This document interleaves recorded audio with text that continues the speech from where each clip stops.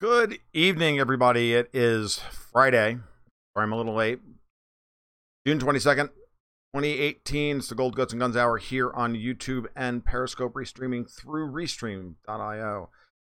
Hope everybody's had a good week. Got a lot to talk about tonight. Get to it. I'll wait for a couple of people to get into the channel. To remind everybody that you can follow my work over at goldgutsandguns.com. And if you like what you hear tonight and what you read over there, you can subscribe both to the channel over here, which really does help, as well as subscribe to my Patreon over at patreon.com/goldguns. So, and if you like, you can always follow my intermittent Twitter feed. Alrighty, so I hope everybody had a great week, and I want to get started talking about the situation in Germany. Okay, cool. Good evening, James. How are you? The situation in Germany is getting complicated, I think. And I was on fault lines with Lee Stranahan and Garland Nixon this morning for about 40 minutes. Actually, I was supposed to do 20 minutes, and then they asked me to stay an extra 20 because we didn't even scratch the surface of what we decided we wanted to talk about. We had other things to talk about, and which was fun. And I think they'll have that on their website tomorrow, and I'll repost it. So my but when I got done, when I was talking to Lee this morning, he brought up an interesting point about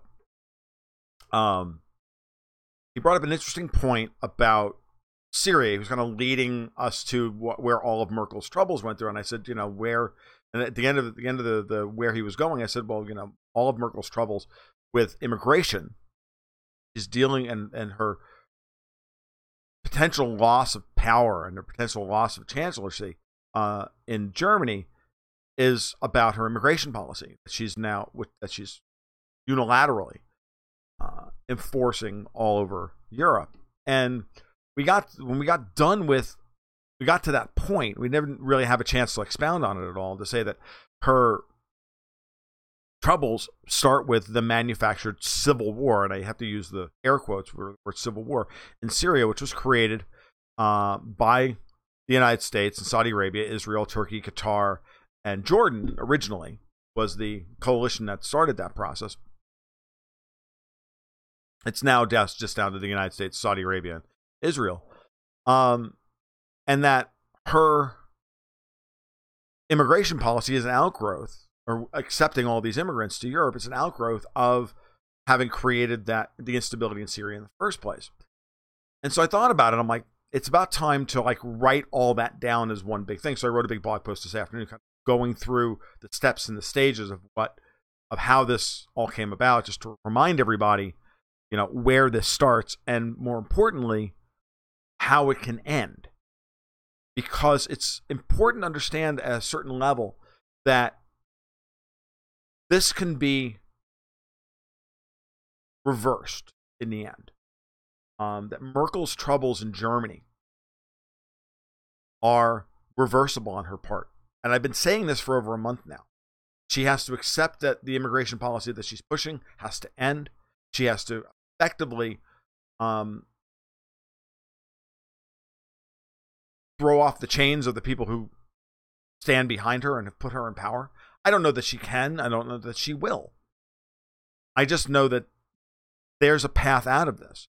And in some ways, it's almost, some of it's in her hands and in her control, and some of it isn't. Because Syria is not settled. Because Syria is still a mess. And as Leaf put it this morning, it's a failed state. Well, I wouldn't say it's a failed state. I would say that territorially, it's already been divided up. It's at least 4 or 5 different regions. And the Syrian Arab Army is doing, and the Russians and the Iranians and Hezbollah are doing their very best to try and reintegrate as much of Syria under the Assad government's control as possible. But so much of it is not at this point, that you really have to see it as, yet another brilliant bit of chaos creation. And, it's funny, Merkel was in Lebanon yesterday. There was a short report on RT this morning that she was in Lebanon yesterday saying the situation in Syria is still not settled enough for people to go home because there's billions of people in Lebanon that want to go home to Syria. Erdogan was out there this morning, him and his political rival, both saying that they're going to send all the Syrians back to Syria. How? They're doing that for political reasons in order to, gain votes, right? Because they've got an upcoming election in a couple. So it's a very odd, scary, strange, weird scenario for Merkel because it's out of her hands now. Because U.S. foreign policy imperatives, is it strategic? So user 13 asks, is it strategic territory or empty desert that's left their claim for Assad? It's very strategic territory. It's all the oil fields in the east. The stuff that the United States absolutely doesn't want to give up is the stuff east of the Euphrates River, which is where most of the oil is. And anytime the Syrian Arab Army gets anywhere close to an oil field in Deir ez-Zor, the Americans strike and strike hard. And then blame the Syrians for it. For doing what? For trying to take back their own country.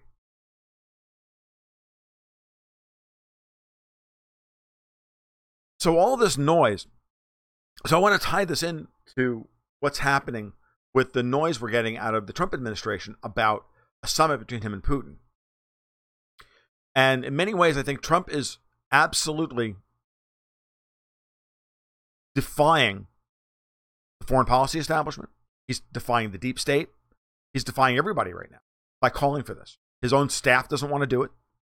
He sent Bolton over there. He's sending Bolton over there. Either Bolton's on his way over there or is going there or is there now to start laying groundwork. Hey, Buck, how are you? $26 on Amazon, but you already knew that. Buck just showed up on Periscope. So, how, with Bolton over there now laying the groundwork for a summit that his staff, I've seen multiple reports of his staff, of him asking for a summit and to start putting stuff together and his staff blatantly ignoring it. Saying, we just hope he will stop asking for that. But it's pretty obvious that if Trump is pushing for this now and is sending members of his National Security Council and sending the ambassador, John Huntsman, back over to Moscow to do the groundwork, that this is serious. Now, Jim Jatras was on RT. There's a interview with him on RT.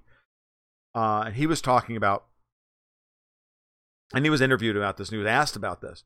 And he said, his view was that Trump shouldn't even worry about Syria, that he should just focus on Ukraine, just focus on the Donbass in any discussion he has with Putin. And I both agree with, I agree with Jim that they should try and focus on solving one problem. That would be great. But I don't know. Looking at the situation in Syria, it's pretty obvious that, and Halsey and I have been talking about this, Halsey English and I have been talking about this for months, we've talked for over a year, that there is a very easy solution in Syria.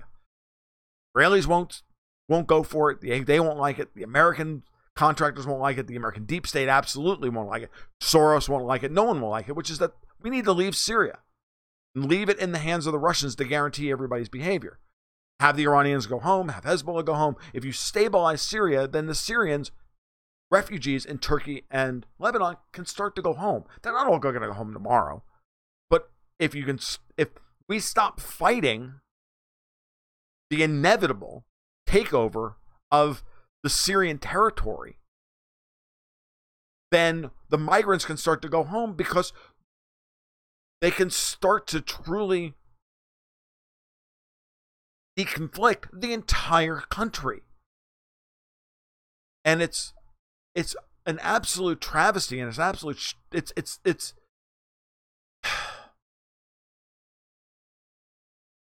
it drives me up a wall. It drives me insane It's so wrong, it's not funny. But I don't even know where Trump stands on any of this anymore. Because I almost feel like part of what we've been doing in Syria, part of what this policy is something that he doesn't have any control over. Mattis is out there talking this week about losing our moral authority. You people have destroyed how many freaking countries in the last 7 years? You want to talk about your moral authority? You have no moral authority.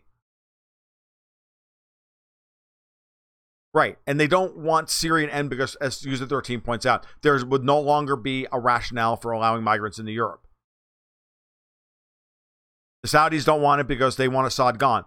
Israel wants Assad gone. I don't know why. They're insane for wanting Assad gone. He's the thing keeping Syria from. I don't even know. I don't even understand the Israelis' playbook anymore. So Buck is asking, what does a Trump-Putin meeting mean? I'm not sure yet. Let me finish the rest of this and then I'll get to that, because it's a good question, but it's going to take me a couple minutes to get to. The Saudis want this because they want chaos, but at the same time, you want chaos in Syria? You think that those guys aren't going to blow back over your border? Right? We're upping the intensity of the Saudis' war in Yemen. You think this is all just to stop Iran and Iranian influence on the Arabian Peninsula and all this horse shit? It's complete horse shit. These are humanitarian crises of immense proportions, and everybody knows it at this point, and everybody knows it's us doing that. But they want Syria. Sure.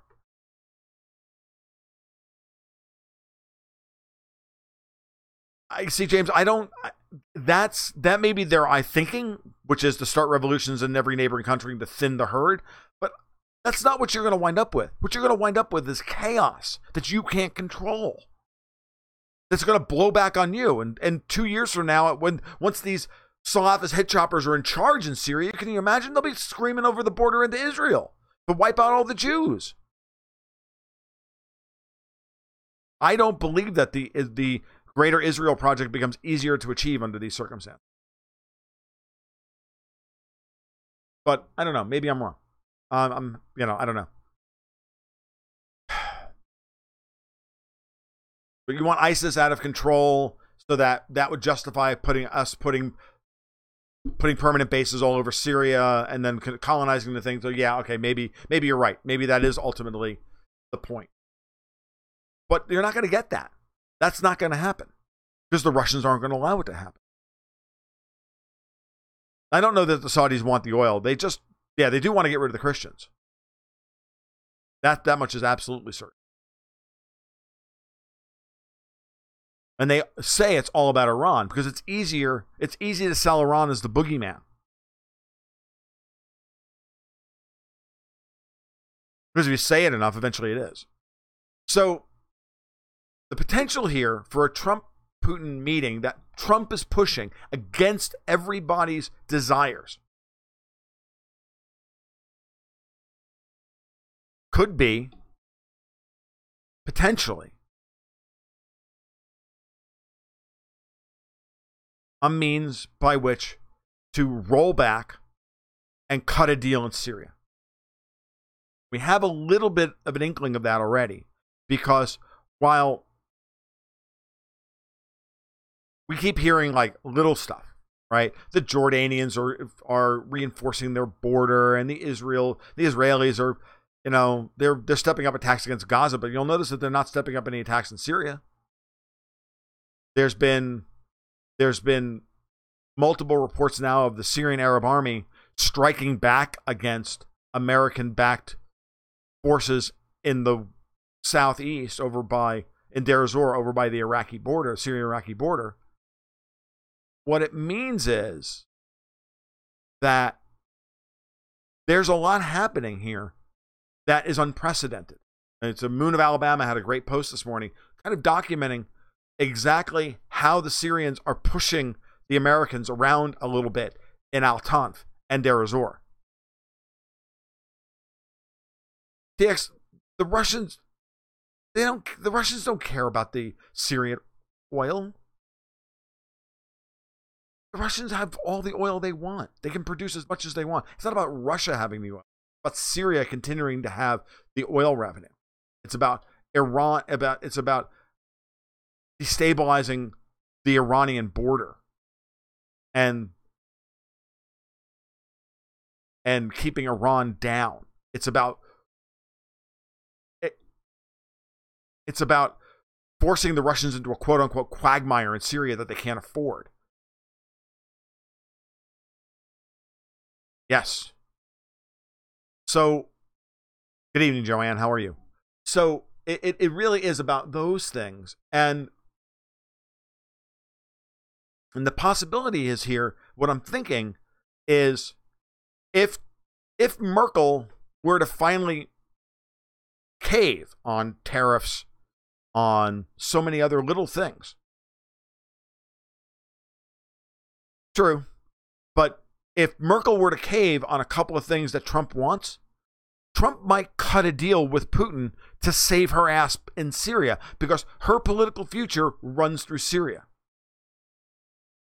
The problem for the U.S. and Syria is that only Kurds are friends with them, and even the Kurds see that the U.S. won't protect them against the Turks in the long run and have started talking to Assad. No, exactly. Every day the Americans' position in Syria gets more and more tenuous, right? The Kurds already, realize that the Americans are absolutely ready to throw them overboard, like we always do, by forcing them to give man bids to the Turks as a way to keep the Turks from openly revolting, which they're going to do anyway. I mean, we're in there trying to destroy the Turkish lira and the Turkish bond market and overthrow Erdogan and everything else, and at the same time, then we're cutting deals to give him man bid. I mean, none of this makes any sense.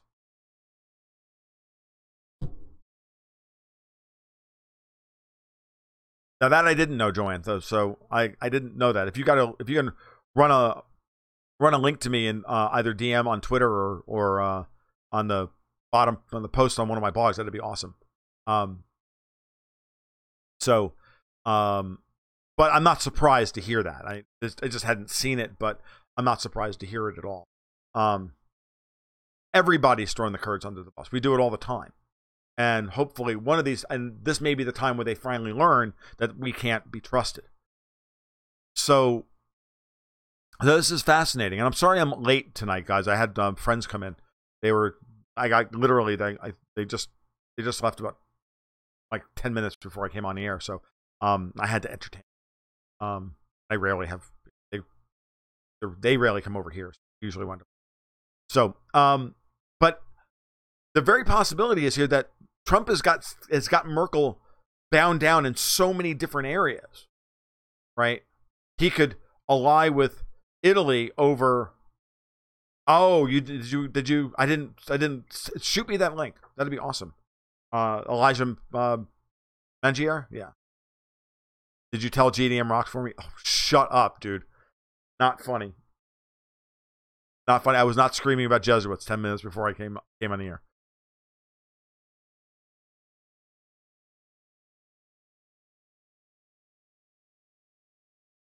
Wow. So Thordoom adds to the conversation for those of you on Periscope that another problem for the Kurds is that they started to treat the Arabs horribly, and now even the Arabs hate them, and now we're getting reports of ethnic cleansing as well. So it's welcome to chaos. So part of me really thinks that it's very possible, and all this is just sort of coming into my head today, right, as I'm thinking about. So I'm really kind of spitballing here. I'm not.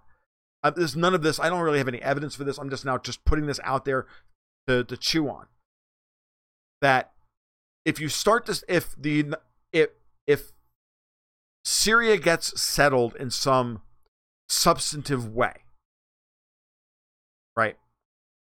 The Syrian army is going to take back the area south in Daraa, south of Damascus at Daraa. They're going to take it all over. There's not a thing the Israelis can do about it other than start World War III, which they're not going to do. Because Putin's already told them, piss off. That's not happening. We're not going to give Syria S-300s to escalate the situation, but you're going to give them back their territory. And yes, we'll keep the Iranians out of there. And once we're done, Hezbollah will go home. That's already been negotiated. Netanyahu is getting neutralized by his internal political opponents. His wife was indicted this morning. Again, this stuff has been dogging him for years, but it is like it is what it is. So if Trump may be looking at wanting to have a summit with Putin because this is the only way he knows how to actually stop this from going further, it's very possible. And that if he can sit down and talk it out with Putin to get Putin's perspective on what would be acceptable in Syria, there's the basis for it. That would be great. That would be everything I'd hope for. I may not get everything out of it that I want to see, which is that the Americans go home completely, but at a minimum. Yeah, but there's a significant number of Syrians because the Turks did let a number of Syrians into Europe. They're not as much of the problem as the North Africans that have been trucked in by Soros by the hundreds of thousands. Fair enough. But there's been a lot of quote-unquote Syrians who are actually ISIS guys and Jabhat al-Nusra and the rest of them, and it's as much an invasion as anything else. So, but there's a very distinct possibility here that Trump and Putin could put together something about Syria, and those people can go home.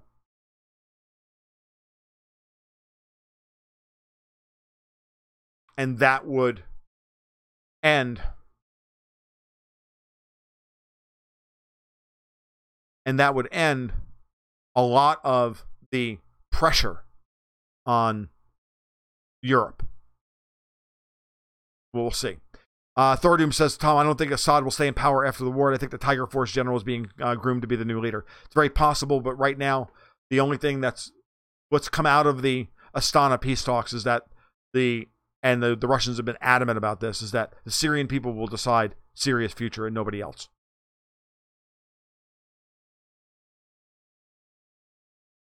And right now, Assad's approval rating is high enough. Now, he may decide to step aside voluntarily.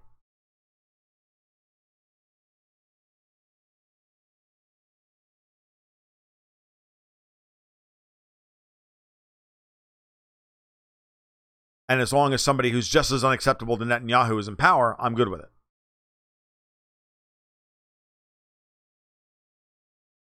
So it's just, this is an angle that was coming at me that was popping into my head this afternoon while I was writing about this stuff, that there's something about all of this that could easily come about.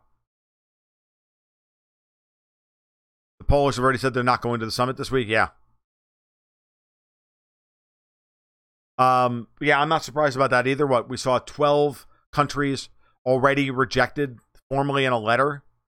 The Macron, Merkel new reform package, that not about immigration, but the economic reform and effectively the currency reform package. What about the Donbass?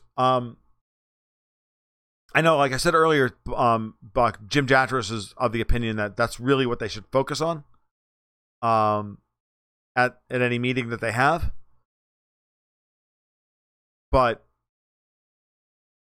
I think Syria is the bigger problem. And I think that if Trump is interested in not having the EU completely implode in a disorganized fashion, then Syria is something that you try and solve. But I don't know. We'll see. I may be wrong about this, but I want you guys to think about it. Let's start looking for signs about this. Yes, the Donbass is what needs to be dealt with. Ukraine does need to be finished.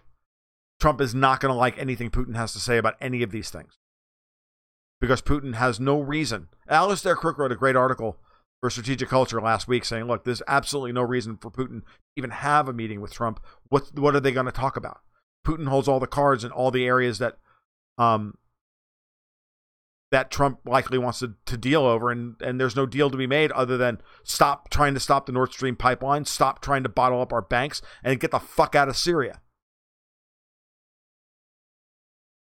What is there to deal on?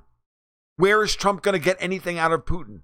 What on any of these issues is Trump going to get anything out of Putin that he actually wants? Trump doesn't want to start a war Ukraine any more than he wants to continue the war in Syria. Trump wants Russia to heal and wants them to not be allied with China and Iran. Not going to happen. He wants Iran, he wants the theocracy in Iran overthrown. Not going to happen. What's he going to do? Going to walk in there and go, what do I got to do to make you, throw over the mullahs? Putin's going to go, no fucking way.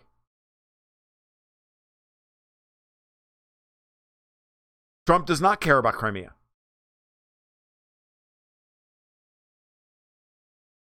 So Buck is making the argument that maybe all of this is that Trump has finally got some measure of control of the deep state within his own administration.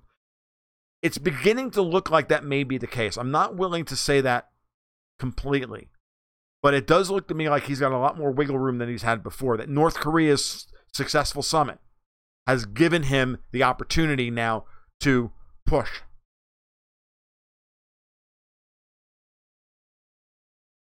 Joanne counters what seems like Trump and his dumb advisors still think that Iran is willing to renegotiate the nuclear deal, a more comprehensive deal like Macron spelled out. Yeah, I think they are all that they all think they can get that. They're not going to get that.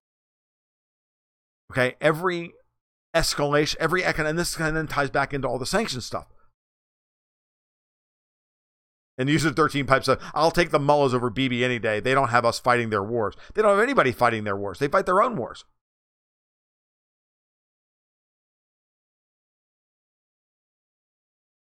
I missed that about Belarus. So Thordoom adds in that Putin was in Belarus and openly said they are going to invest over 3 billion, probably euros, into pipeline modernization and make it the main transit route for gas going into Europe. Meaning, effectively, and if Ukraine will not implement the Minsk agreement, then they are done with gas transit. I missed that shit. Thordoom, if you would do me a favor and send me a link to that, either Twitter DM or comment on the blog or email, I would appreciate it. By the way, email address tom.luongo@outlook.com.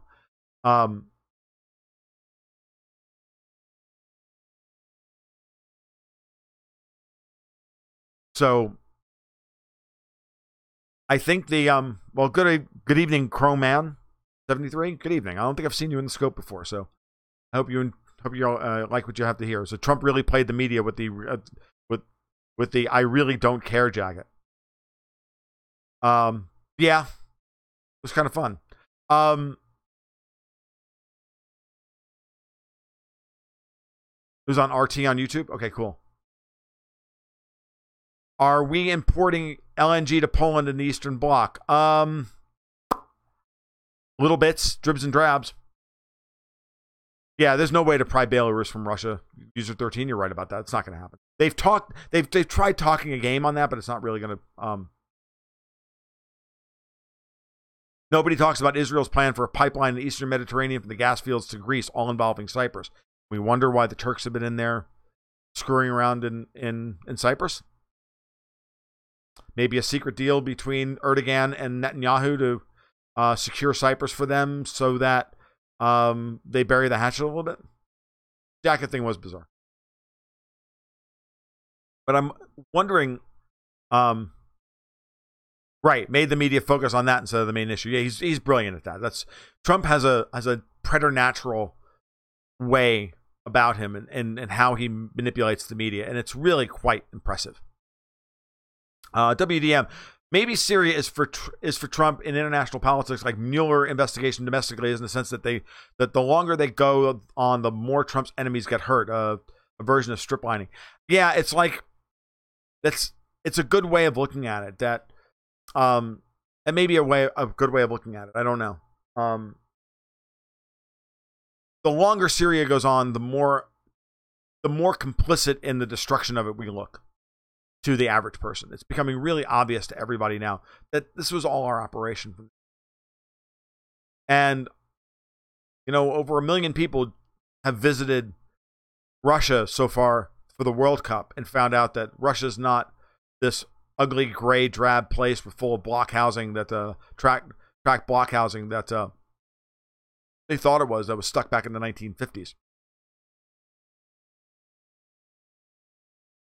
So we'll see. But the fact that Trump feels confident enough to be able to openly call for a meeting with Putin at this point in time tells me, one, he's not worried about Robert Mueller at all. Two, that the investigation into the FBI and the other alphabet agencies is proceeding in such a way that it's going to destroy those organizations rightfully from the ground up. So now Syria being dragged out, I don't know that it actually erodes the neocons as much as it makes them think that they still have power. And that the longer it goes on and the more complicit we look, well, yeah, at the end of the day, the dumber they look, as always. But it's a shit way to go about it. McCain and Hillary did start all of this. All of this shirt. I like it. Shirt. Been watching The Good Place? I don't know if you guys have not watched The Good Place, by the way, as an aside, The Good Place is hysterical. It's awesome. It has no business being on an NBC. In the end, we should all be uniting as Americans behind the right policy. Moon Jae-in is in Russia today making deals with Russia and South Korea's number 2 economic partner in Asia. They also talked about a pipeline go through North Korea and the railroad, just as I said they would immediately. I said the day that Kim walked across the DMZ and hugged Moon Jae-in, I'm like, and the big winner today is Gazprom. And still is. Yes. So, yeah, I know. I thought that was probably the best thing I've said about McCain in quite a long time. I tweeted out earlier today, McCain came out today thanks to Judicial Watch that McCain used the Obama administration's IRS to go after political opponents. And I just said, it's too bad he's not going to live long enough for us to see him tried for treason.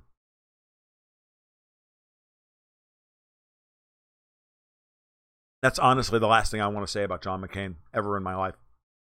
Other than, yay, he's dead.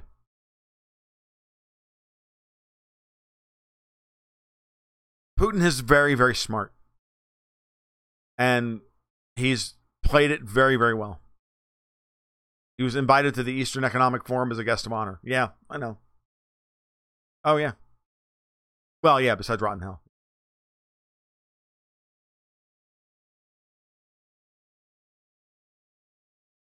Stop Nolo.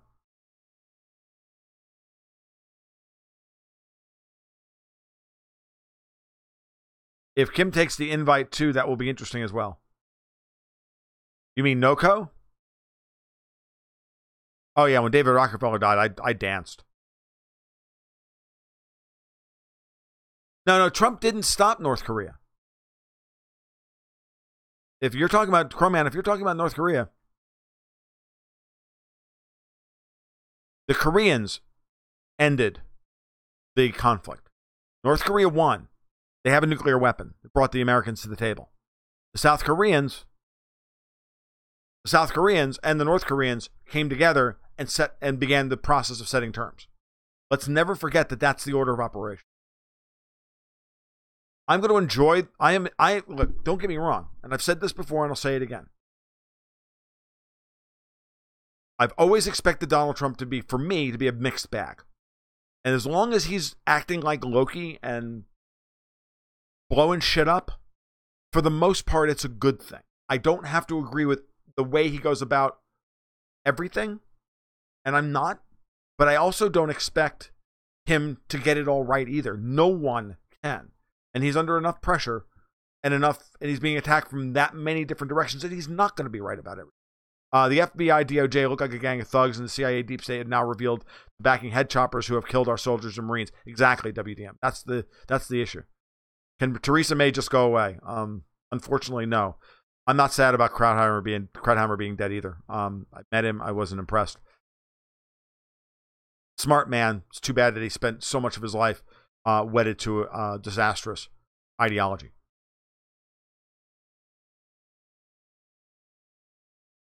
Yeah, Joanne, I agree with you. The economic forum was enlightening, and it, which Joanne is saying to those of you on Periscope, is that made her realize that the Asian countries are moving on, and we don't have a lot of control over what they're going to do. We don't. They're moving on. They've been creating parallel systems for the last 8 to 10 years. The Koreans took the Russia-China proposed double freeze. Exactly. Don't overthink what the South Korean president said about the Nobel Peace Prize. That is the Asians' way of allowing Trump to save face and to help Trump sell all of this to a hostile foreign policy establishment back home. He's not dumb. He's playing politics. You don't take anything like that at face value. This is a very complicated and very nuanced game. It is absolutely, you have to read the tea leaves. There is absolutely zero reason for the United States to come to the table and negotiate with North Korea over anything unless they have a nuclear weapon that we're scared of. At that point, we start negotiating. We never negotiate when we're winning. We don't negotiate when we're winning. We're the global hegemon. We dictate. We don't negotiate. We tell people what we want done, and then they do it. And if they don't do it, then we destroy them. Guess what? Trump huffed and he puffed, and he got his bluff called. Now, the truth of the matter is that Kim probably had the friggin' weapon 6 months, probably had it midway through 2017 when Trump was at his most belligerent, because what Trump was doing was going out there and acting belligerent in order to give the United States the opportunity to save face when the inevitable negotiations eventually took place.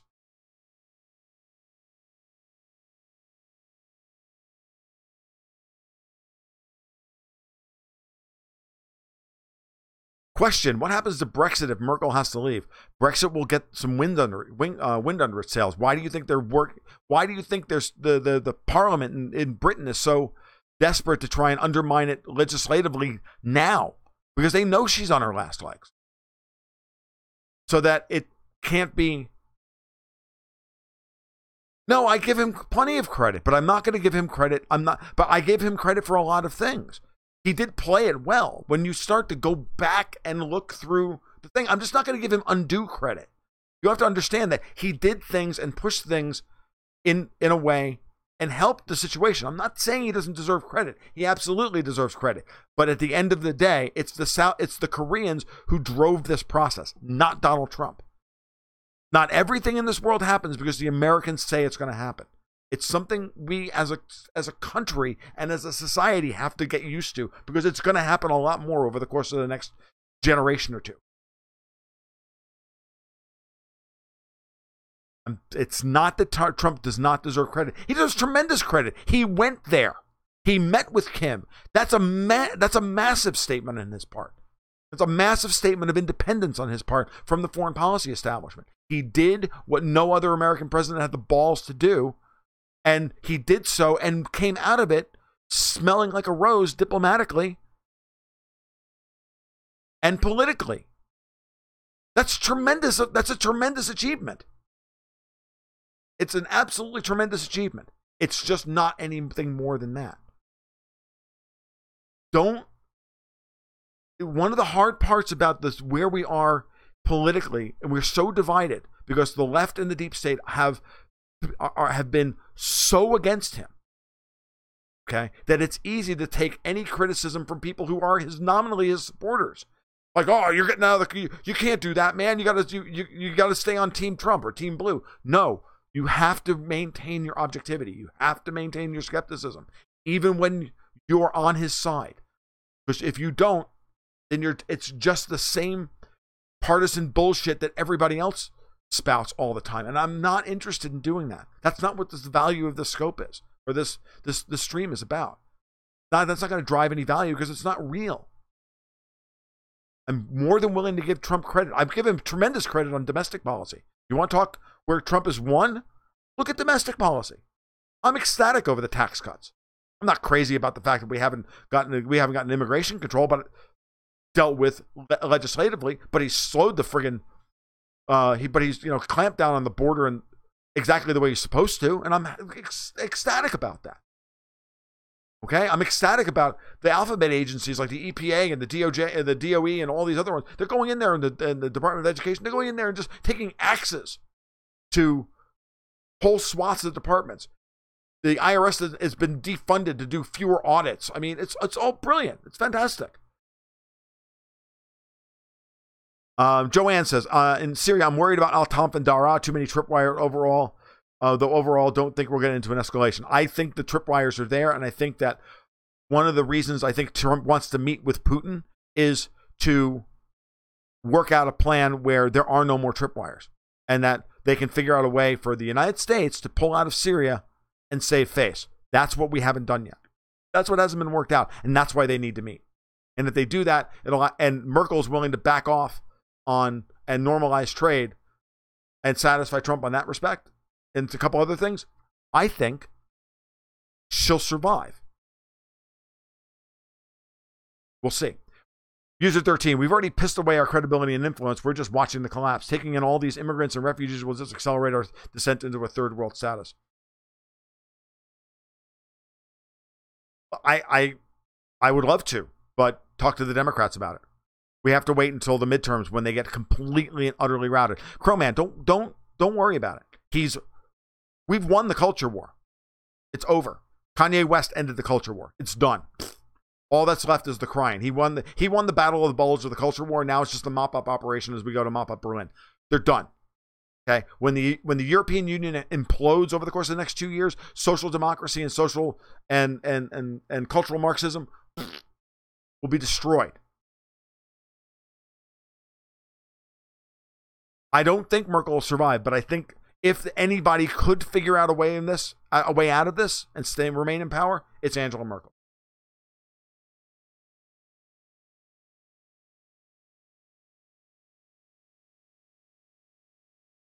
But I don't want her to survive. Don't in any way, manner, shape, or form take that as an endorsement of Merkel. Remember, just telling you what I see happening, not what I want to happen. World I got, not the world I want.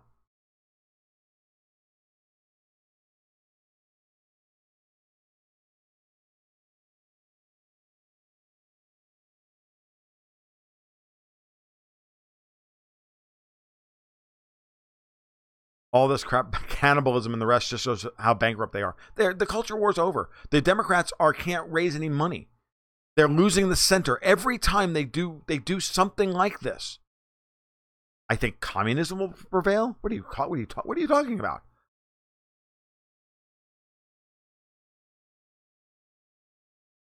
I think Merkel is done unless she cuts a serious deal and empowers AfD in the process, which she's fundamentally and ideologically against. So it's going to be interesting. No, we're winning the culture war. The Democrats can't raise any money. Every time that they lose their minds over another ridiculous issue to try and, like this one, this week, now it's all about babies.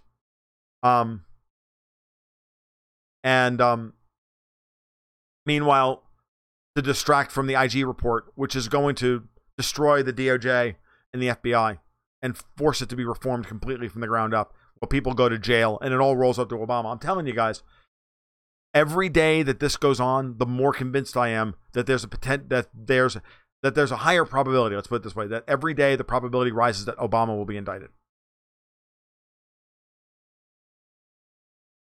That probability is still very low, but it's higher now, but it's now non-zero. It's now above 1%.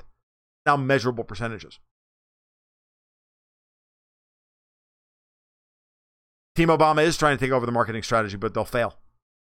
I'm telling you, Joanne, they're going to fail. This thing is pushing in a direction that they cannot win. Because the dam is broken. I really do. If Merkel caves in on Nord Stream 2, she will fail. I don't think German industry would take it. They already suffered. Yeah, no. Nord Stream 2 is not going to stop. That's another thing that will get cleared up by Trump and Putin. That will take all of 3 minutes. Putin will say, stop trying to stop Nord Stream 2. Trump will go, but. And then Putin will say, stop trying to stop Nord Stream 2 because we're already drawing up Nord Stream 2.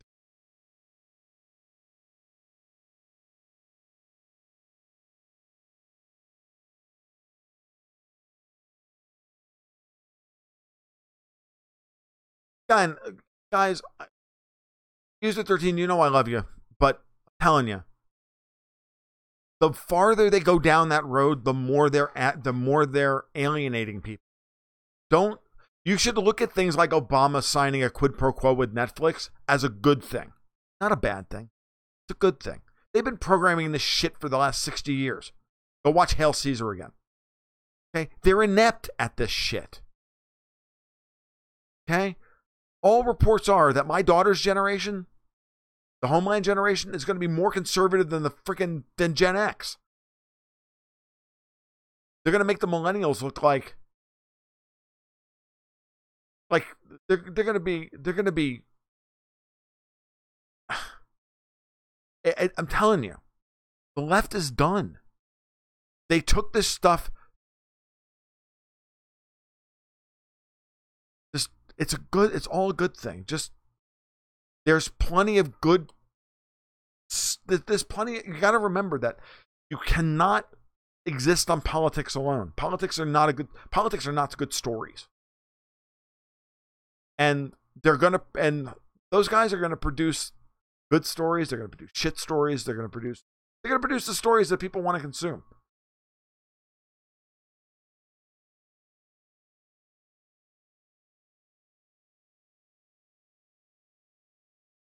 Are you being sarcastic, dude? Do you remember I did vote for Trump? I came off my libertarian mountain to vote for somebody that was not named Ron Paul. If you know, just out of curiosity, do you know who you're talking to?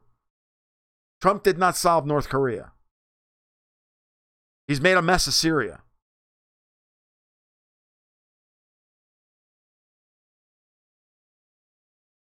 They're not inept at censorship, Joanne. You're right. And it will take a while to build up alternative platforms, search engines, etc. But I'm telling you, that stuff's fundamentally anti-American.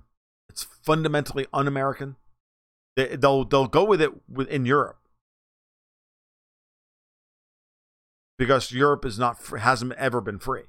But it won't. That's just not going to stand here. It's not going to fly here. I mean, they're trying it now, and it's already failing miserably. Facebook user usage is dropping dramatically. New stuff will come up. I mean, it already looks like Instagram may have already peaked. I mean, this shit changes quickly. Okay? And they think they understand how to keep us all in line, but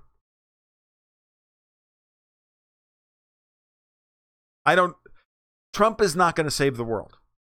Let's not overdo this. Anybody who's going to save this world is going to be Vladimir Putin. Because it's Vladimir Putin that first stood up to Obama and set the stage for Trump to actually be effective.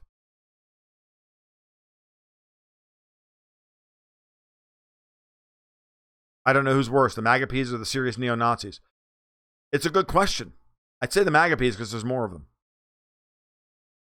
At least National Socialism is an ethos.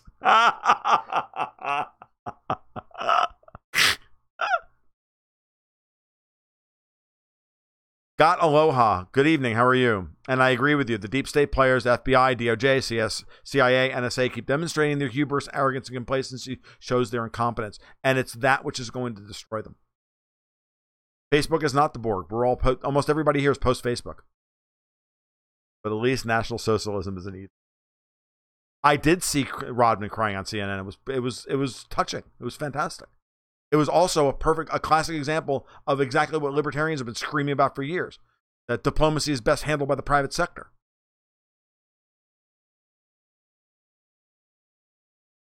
Yeah, millennials you meet in real life are awesome. The ones you meet on the internet suck. Yeah. Yeah.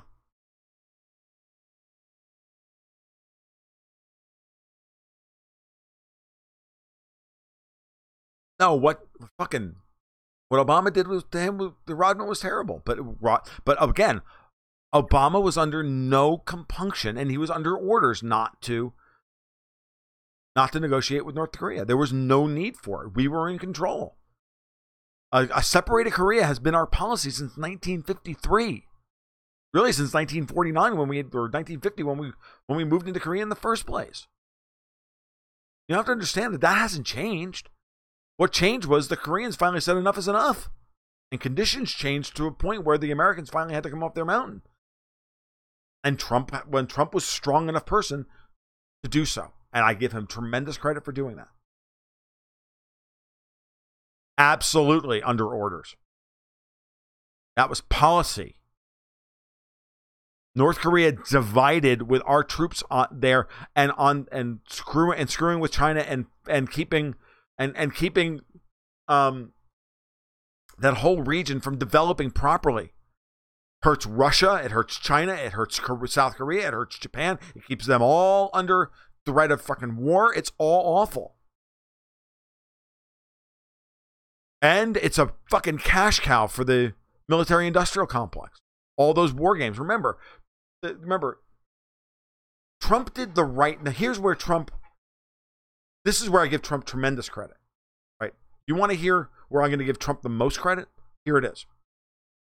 So, before the summit, Kim,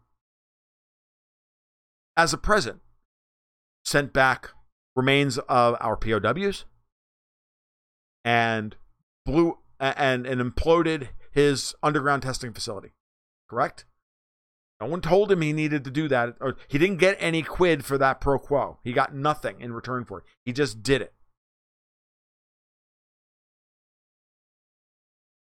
When the summit finally takes place, they talk, they write up a little thing. It's a non-binding agreement, but it's a great place to start. The hostages. Right. And the hostages. I won't forget that as well. All of those things that Kim did. Didn't have to do any of those things, but he did so. Now, what does Trump do right after the summit? But orders the cancellation of all future war games between the United States military and South Korea. Just something that has been a thorn in North Korea's side for a long time, because we always would do it during the harvest seasons. Moon of Alabama wrote a great article on this, explaining why this was so significant. Because we would always do it during the harvest seasons, which would force North Koreans to mobilize their entire army, mobilize everybody, and keep them from harvesting food. And then we would turn around and say, Kim is starving his people. South Koreans crying, yeah, what are you talking about? So,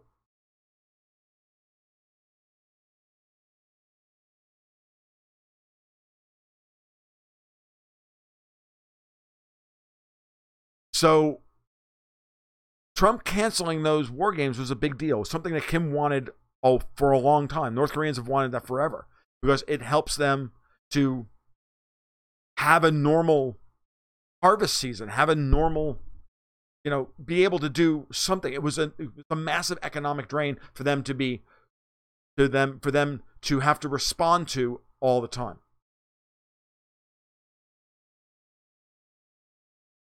So him doing that was another way of saying, you did something honorable before the summit. We made these agreements. I'm going to do something honorable afterwards. It's absolutely the right thing to do diplomatically. And it's a substantive thing. It was not a small thing. It was something the North Koreans wanted to happen.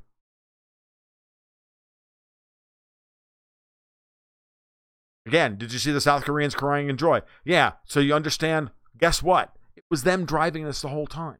It was Kim and Moon Jae-in, competing under the same flag at the Olympics. Oh, but major international sporting events don't matter in geopolitics. I guess NetDrag's not here.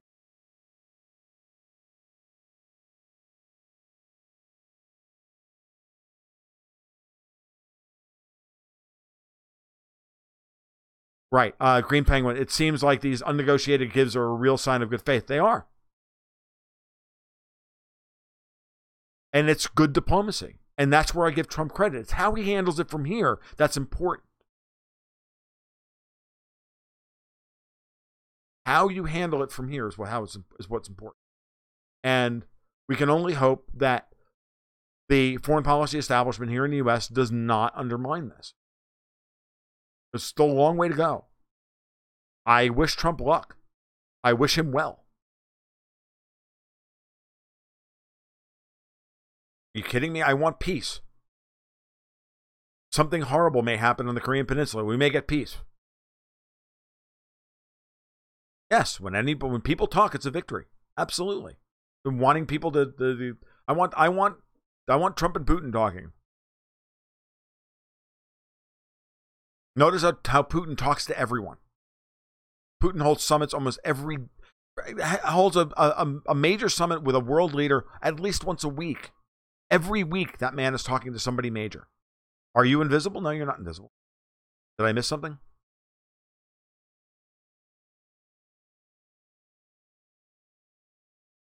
Do I think war is still possible with North Korea? I think that there are plenty of forces within the United States government and the United States political power structure that still want a divided Korea. So I think there are still plenty of tripwires left.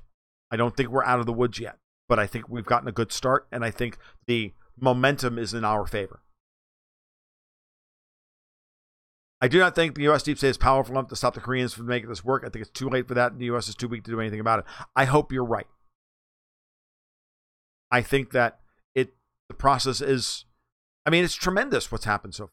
Look at what Kim did when he walked across to the DMZ. I've talked about this before, and I'll talk about it again. It's one of the most impressive bits of diplomacy I've ever seen. It brought tears to my eyes. After reneging on the Iran deal, good faith gestures were needed. Bingo, Joanne. Guess what? The Chinaman isn't the issue anymore.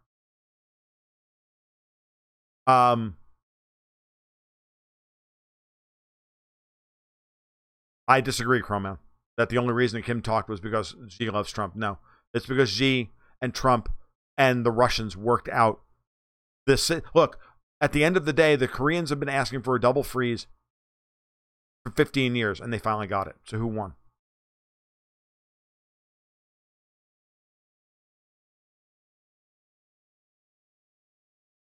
Why do neocons want war so bad? Because it's their ideology. They believe in American exceptionalism and taking over the world. And anybody who's not them needs to be destroyed. Nikki Haley, John Bolton, the neocon, they're all scum. Money and power. I never said Trump wasn't a great politician. I don't always agree with where he takes his politics, where he goes. I can't. I'm not going to do that. That would be a lie. I think he gets bad advice. I think he's got some bad people around him. I think his options have been very limited as to who he can get around him that didn't suck. There's all sorts of mitigating factors to this. But at the end of the day, you're the guy in the office. I'm willing to be, sympathetic, but at the end of the day, I'm not going to make excuses for you either. Because I wasn't willing to make excuses for Obama. Moon was part of the administration who pushed the Sunshine Policy. Koreans voted for this when Park was pushed out. Okay? Do you think Trump's view of the New World Order recognizes Trump and China's dominance in their sphere of influence? I think Trump is beginning to realize that there's no way to stop the Russia-China thing. And that Kissinger's been in his ear for a year and a half trying to figure out a way to get it done, and it's not going to work. So I think that this is beginning. I think we're beginning to see the early signs of it, what an independent Trump foreign policy is going to look like, hoping that it'll get strong, that will get stronger after the midterm election. We'll see. He has to get rid of these neocons and bring in more libertarians. I don't see that happening anytime soon. There's too much money at stake. Ivanka marched into his office crying about the Time cover. Oh, jeez. I sequester myself. Joanne says, I suspect that there are major vulnerabilities discovered by our great power competition due to bad security and defense networks selling arms globally, the Pentagon using foreign contractors now.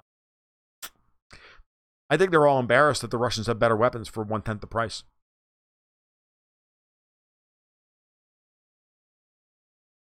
Let's not kid ourselves. The deep state does refuse to face reality. Well, when you have power, you're going to use it. Look, no one ever said that winning was going to be easier. It was going to be easy. And yes, I agree. TX, I'm kind of sick of Obama. Ivanka as well. But unfortunately, that's not Crowan. They're not. They're going to oppose him root and branch until they are put in jail because they have no other options. These people are desperate and they're beginning to drown. And once you start down this path of indicting people, it's going to get humorous watching them. What's the word I'm looking for? Turning on each other. Just wait till Lynch and Jarrett and Holder and the rest of them, because they don't like each other. Wait till they all start turning on each other. They're all implicated because it's all coming.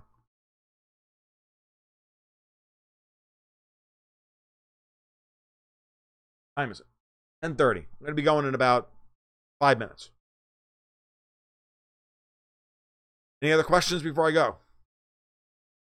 You guys see what I'm talking about in terms of Trump and Putin being the road by which Merkel could possibly save herself. At the very least, the way Europe could save itself from Soros. The Italians are already doing yeoman's work, so let's not kid ourselves.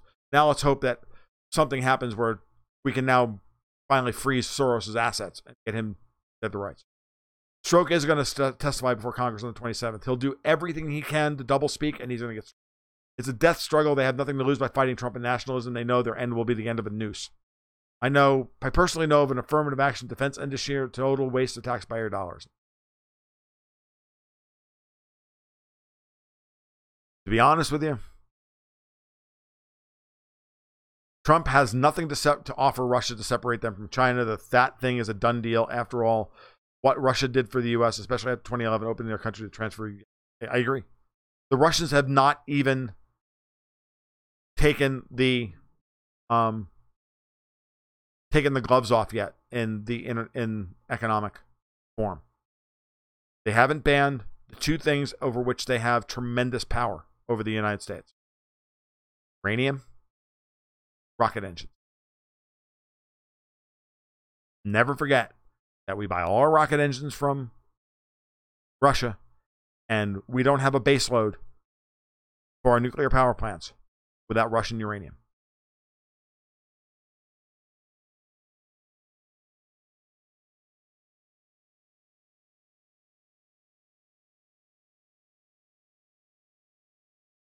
I think WDM that he's willing to play a trade. I'm willing that he's willing to play trade and hybrid war, but not hot war.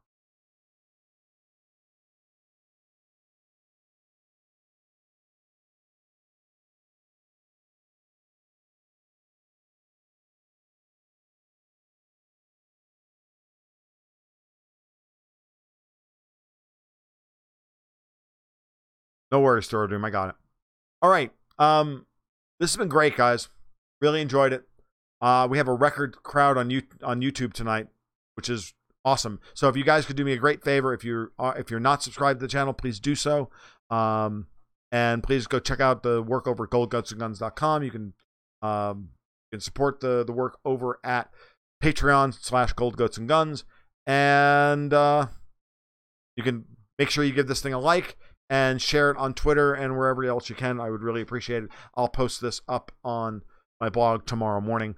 You guys have a great weekend, because I've got a lot of work to do this weekend. I've got stuff to write for 2 different major publications I got to get done this weekend. So that's what I'm going to be doing, and then prepping for the. So you guys have a great weekend. You take care. We'll talk soon. Keep your stick on the ice. Oh, and go Russia over Uruguay. That's Monday. You guys take care. We'll talk soon.